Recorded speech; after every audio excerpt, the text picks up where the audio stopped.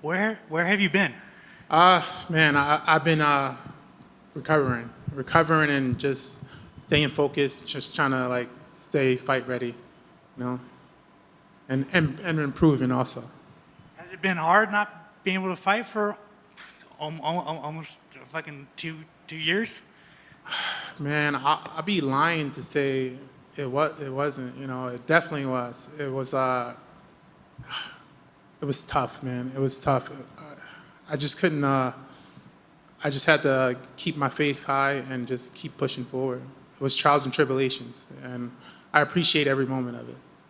Was it injuries? Was it just time off? Was just all sorts of It things? was a little bit of all of it. I don't even like saying that word anymore, but it was definitely that, you know. And everything's happened for a reason, man. I improved so much since then, you know.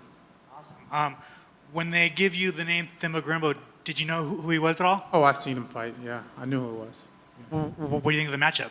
The matchup is good, man. Like style makes fights, you know. And this is definitely gonna be a banger, you know. Yeah. On paper, it's a fun fight between two guys that come forward, look for finishes. Is that kind of how you see it kind of Oh playing yeah, out? yeah. It's gonna be fireworks, you know, and it's gonna be the one that really connects and the one that got more power and more technique, you know, and actually composed also. Was this the longest layoff of your career? Nah, when COVID hit, Right. uh, this happened to me, and I got the call short notice a week, and I came in balls blazing, and y'all seen how that was, and this is kind of how it feels, you know. I feel like I'm back home and to show the world how great I am, and like pause the crowd, shock the world, and that's what I'm gonna do. Do you believe in ring rest at all?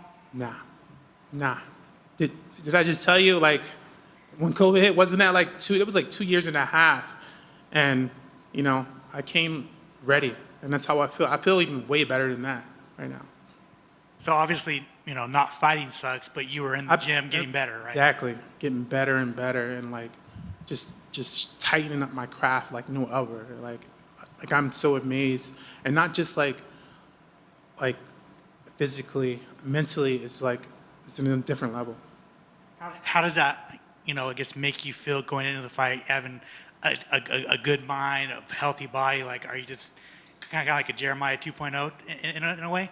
Um, that and more, man. That and more. Like just like I said, faith. Like being more spiritual and like being one with myself and knowing like how great I am. Like I am the chosen one.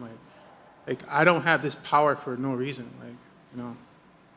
Obviously, with your team being on fire and everything, just kind of just keep rolling. Yes, to that motivates me even more. You know, just knowing like I've been putting this work in with these guys all the time, and they know what I have, and they know what I can show the fans, and like they know. You know, so I'm happy to have them and watch them grow in the sport also.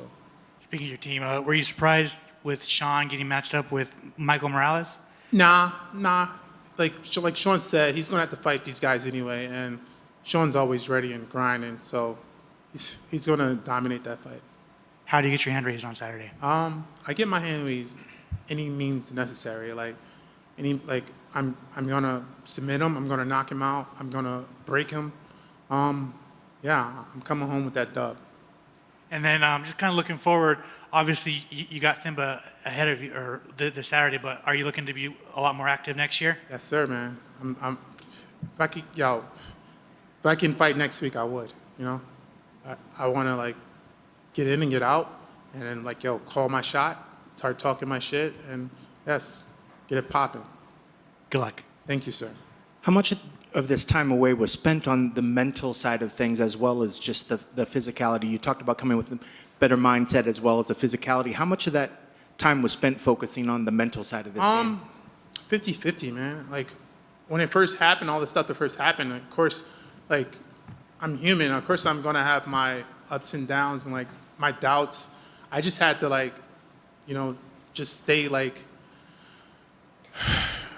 reach out to God, reach out to like people that really support me, and like, and get my mind clear, and just And that's what I did, and I proved a lot. Yeah. Yeah, it feels like as fighters, especially veterans, as they go longer in the sport, the mental side of the thing seems to be a larger focus than the physicality, because at this point, you're very physical. It's just a matter of keeping things in tune.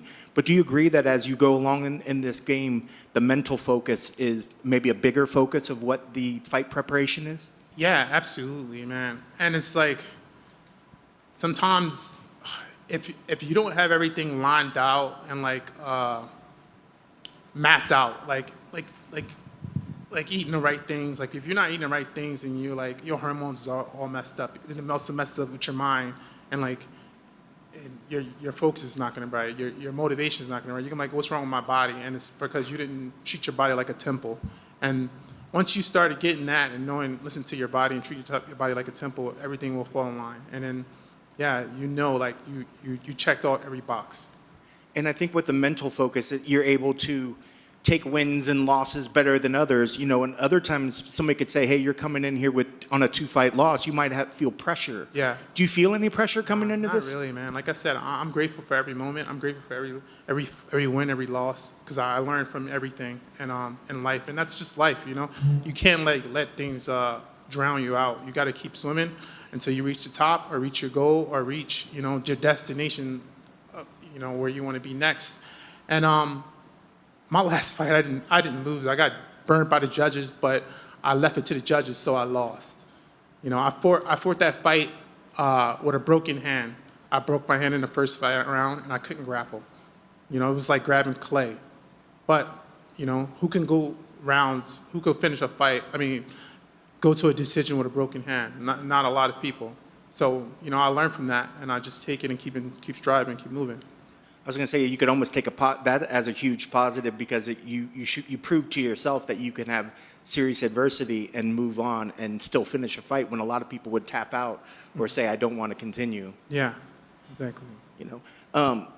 Looking at this fight, is just getting a win enough, or do you want to go out there and show people and get a decisive finish or submission and really reestablish yourself as Jeremiah Wells 2.0, as Alex said?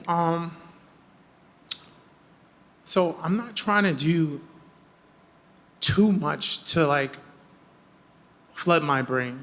I just want to be precise and work on everything that I've been working in the gym and working in at home, and everything will come in place. That finish will come. I'm not chasing anything. When you start chasing stuff, it's gonna keep on running from you. I'm just gonna be precise. I'm gonna pick my shots. I'm gonna work on everything, like I said, working on, and that finish will come. That win will come. Do you pay attention to other fights in the division? I know you're focused on Saturday. You're focused across the ring, but there is a big fight coming up, UFC 322. The welterweight belt's back up on the line. Do you have thoughts on that fight, and do you have a prediction, or how do you think that fight's going to come out? Oh yeah. I watch welterweight fights. Not as much, but yeah, I definitely watch that fight. It's the champion, So I think the champ. I think the Russian's gonna win. Interesting. Yeah. Yeah, I like it. Goals for 2026. What sort of things are you? I know you want to get through a win on Saturday and look forward, but for 2026, how many times do you want to get in here, and do you have any sort of goals set for yourself for next year? I want to fight as many times as I can. Five fights is my goal, Yeah. That'd be great to see. Best of luck on Saturday. Thank you. Just one quick one for me. Talk about fighting through pain. Obviously, what's top of mind in the MMA world is the Tom Aspinall, Cyril Gane fight. There's been discourse on both sides about Tom fighting through pain. That's not really the question. Just the eye poke situation. What do you think commissions and the UFC can do to kind of rectify a lot of the issues that we've been having? Some say an automatic point should be taken. Some say they should change the gloves. What are your thoughts? Well, the gloves thing don't work apparently, because we already changed it and they changed it back. So why do that? And take a point immediately. You shouldn't have a warning. You take a point immediately. The person's like, all right, now I'm down. I'm gonna keep my hands closed at all times. Now you fucked up, so you're gonna keep your hands. You're not gonna try to poke them. If you poke them again, then take another point. I think that would be the smart decision.